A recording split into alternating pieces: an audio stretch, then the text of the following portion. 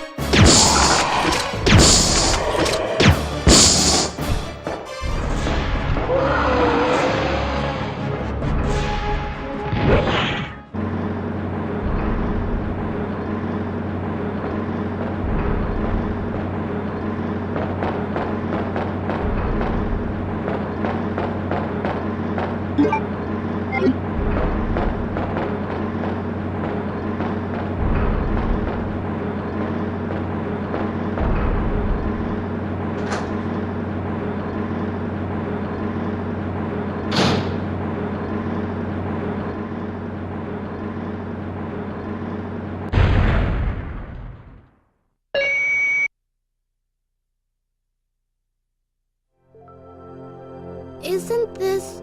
That's okay. You keep it. I'm sure it'll keep you safe. Wait here for me, okay? I'm going back to look for your mom. Thanks, Claire. Even though I'm an only child, neither of my parents ever spent much time with me because of their work. But now that you're with me, I finally have someone to rely upon. Sherry...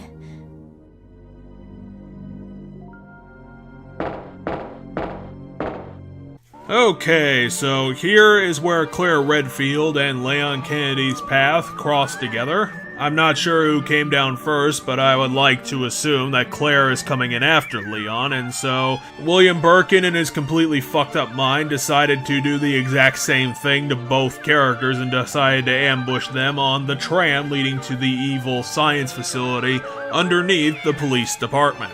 We get to enjoy the introduction of William Birkin Form 3, who looks, frankly, a lot like Form 2, except completely bruised to shit. And his arms are on his shoulders. I suppose that makes sense somehow. But then again, this is also the monster that somehow regressed the original head into his heart for some reason to act as another throbbing weak spot, in addition to the giant eyeball that is still in his arm. This monster design may be cool as fuck, but it doesn't make any logical sense. Classic Umbrella design. Maybe they should work for Apple. Yeah, I don't know if that joke makes any sense. But what does make sense is that basically this boss fight is exactly the copy-paste of the original Form 2. I can't even think of a lot of original attacks that Form 3 has, and in comparison to Form 2, maybe a charge that I don't remember, but basically is the same gist as this sort of a strategy. Except this time, instead of a shotgun, you have to rely on the game's unique weapon for Scenario B, which is the grenade launcher, which frankly, even though this Scenario B has frankly been resource stingy, they do thankfully give you a lot of ammunition for this thing, especially giving you some flame rounds in the tram before you begin the fight, which actually gives you a chance at fighting Form 3, who is not a slouch. How can he be a slouch? He has like 12-foot jumping abilities. Yes, his main attack of just jumping on you when you move screens is back and is honestly one of the better ways of getting damage because it is so predictable to actually hit him. The unfortunate problem with this boss fight is that you really have to budget your time on, because holding up the weapon and getting into attack stance even before firing a shot is hard enough. Because it's not like other games that instantly move from one stance to the other and you have to actually animate yourself into the stance, which can take a second and a half, and sometimes a second and a half isn't the time you need to actually get the shot out, so you end up having to run away with your gun between your legs. It's an interesting boss fight, definitely one that is aiming towards the golden standard of challenging but satisfying, because you do have to strategize a way to balance out your getting into aim stance and firing against the enemy's attack pattern and their range, which, because William Birkin Form 3 has a little bit of extra reach now that he's evolved once again, is, well, hard to measure and very hard to work around, especially if you need to run around Form 3 to get away from him. He can just knock you on your ass with a well-placed shoulder punch. But stick with it enough, and thankfully the game does give you a very nearby save point, so you don't get punished all that much for failure. You have to sit through a cutscene or two, but, you know, again, par for the course. But otherwise, Form 3 is a good learning experience from Form 2. It is painful, it is definitely something that requires some strategy, and has basically the same gist as the Leon Kennedy fight with William Birkin on the tram, so you can use what you learned and your new weapons to build on your original strategy and get something together that will eventually work. William Birkin's attack pattern is smartly designed. It is not just attacks that are going to knock you on your ass. It does have some wind-ups, so you can see it coming, you can plan ahead. You know, not all that much. If you get stuck into a narrow corridor, then there's really nothing you can do about that. He doesn't have a ton of health, he goes down in an appropriate amount of time if you are skilled enough to make it work.